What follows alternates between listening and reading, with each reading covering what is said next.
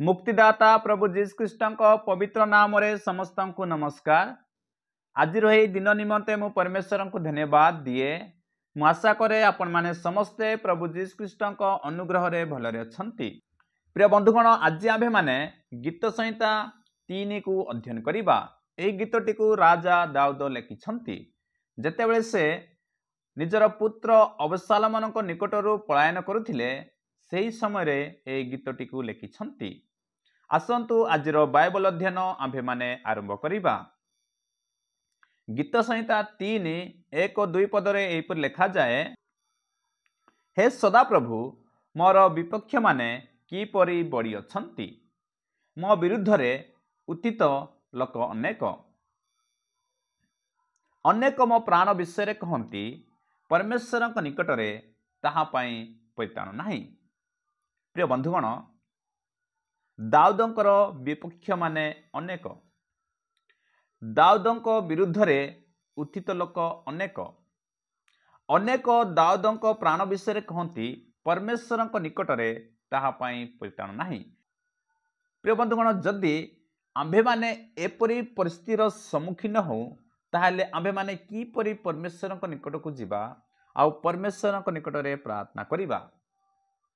एही परिस्थिति रे दाऊद किपरि परमेश्वर निकट रे प्रार्थना करिसंती, आसंतु ताहा वर्तमान आम्भे माने देखिबा।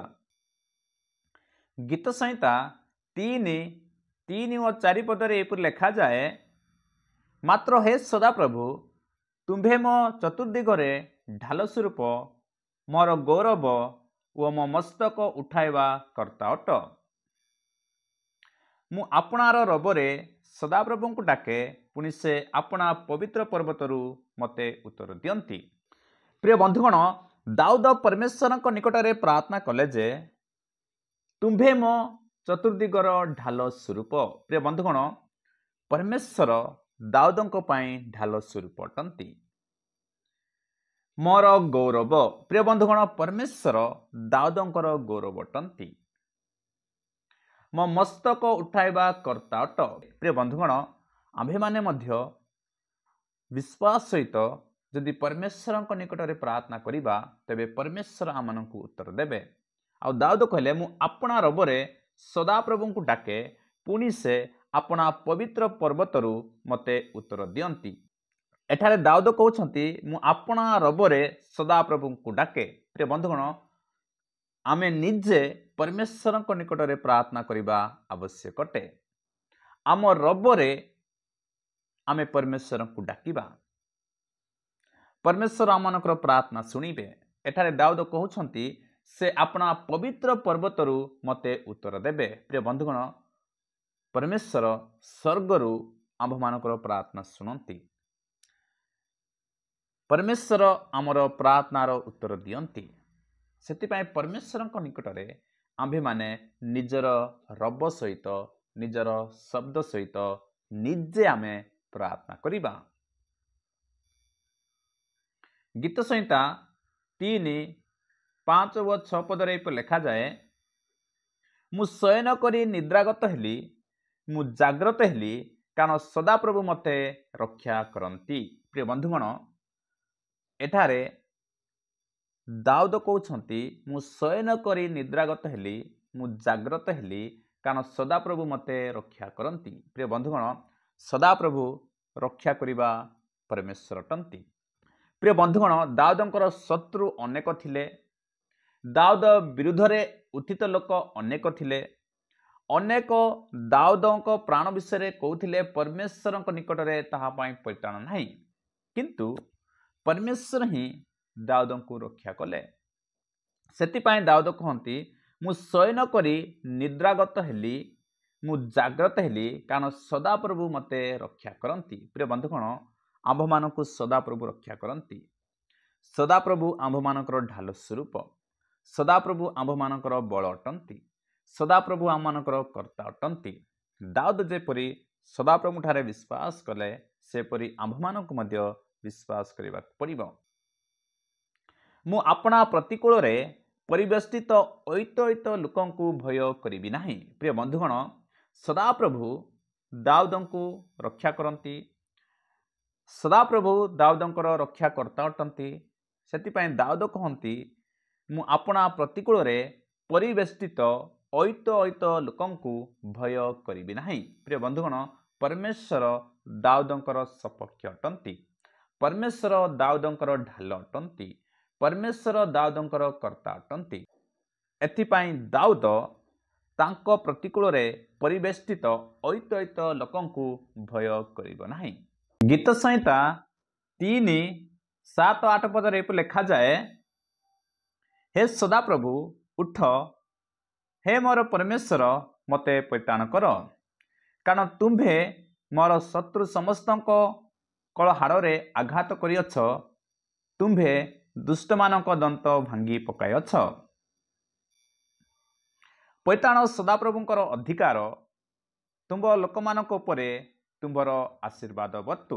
ପ୍ରିୟ ବନ୍ଧୁଗଣ, ଦାଉଦଙ୍କ ପ୍ରାଣ ବିଷୟରେ ଅନେକ ଲୋକମାନେ କହୁଥିଲେ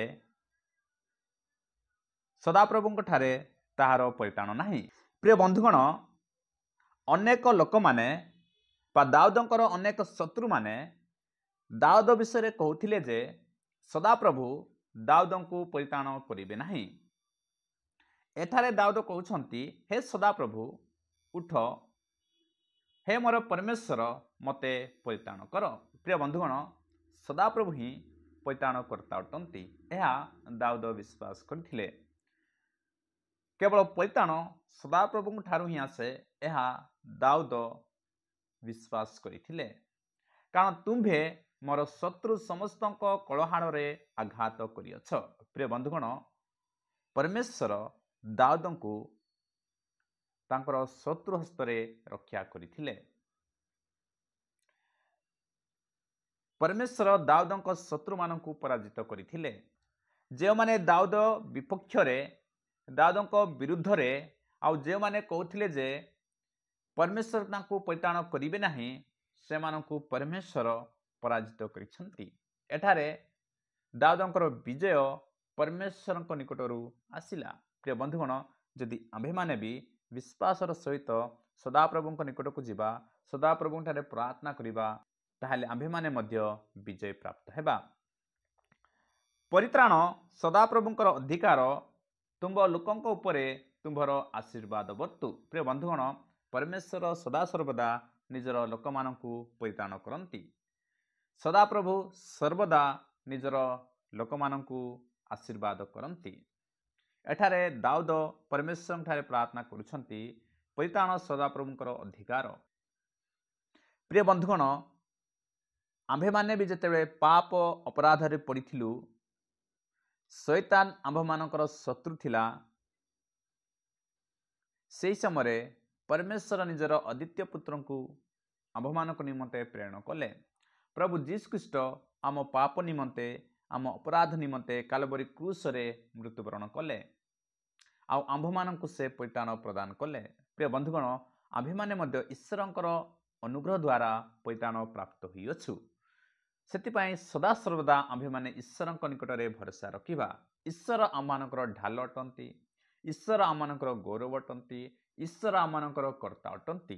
ଏହି ବିଶ୍ୱାସରେ ଯଦି ଆମ୍ଭେମାନେ ଆଗକୁ ଚାଲିବା, ତାହେଲେ ଆମ୍ଭେମାନେ ବିଜୟ ପ୍ରାପ୍ତ ହେବା। କାରଣ ଆମ୍ଭମାନଙ୍କର ସଦାପ୍ରଭୁ ଆମ୍ଭମାନଙ୍କର ରକ୍ଷାକର୍ତ୍ତା ଅଟନ୍ତି। ଆଜିର ଏହି ବାଇବଲ ଶିକ୍ଷା ଦ୍ୱାରା ପରମେଶ୍ୱର ଆମ ପ୍ରତ୍ୟେକଙ୍କୁ ଆଶୀର୍ବାଦ କରନ୍ତୁ।